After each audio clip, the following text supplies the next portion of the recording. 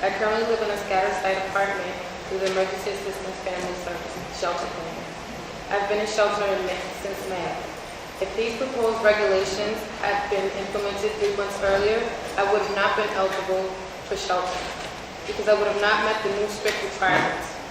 Before I moved into shelter, I was employed full-time for 6 years with full-time child care. I received no government assistance. I was earning very low wages and relied on low-cost child care, which I ended up losing, causing me to lose my job. I gave my landlord 30 days notice to move out because I did not want to have bad housing record, which would have negatively affected my credit. I took all of my things and went to a family member's house for that night. I went to the DACD office the next morning and told the worker that my family had no place to live. I explained that I could not go back to where I had slept the night before because it would be putting my cousin's housing voucher at risk. The worker wanted me to bring a lease from my last apartment and told me she would see me tomorrow. My children and I did not have a place to stay that night, so waiting until tomorrow was not an option. I had to advocate for myself in order to get into shelter. I brought the lease over by noon and pressed the worker to help my family as we were out of options. My family was finally placed at shelter 8 p.m. that night.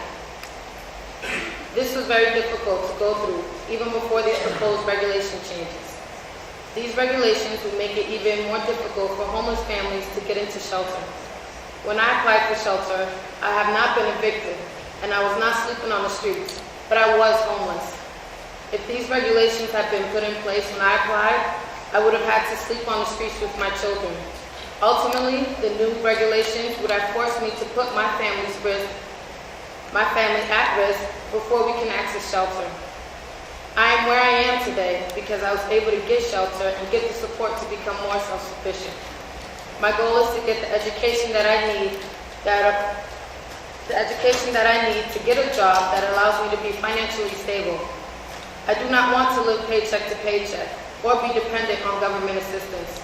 At this moment, all of my children are in full-time school and daycare, and I'm in a full-time training program. I plan to enroll into college by the end of November. Who knows where I would be if I hadn't been able to access shelter. I feel these new regulations are asking families to put their lives at risk in order to meet the guidelines to get into shelter. I think the wording of the regulations should be broader and not so narrow.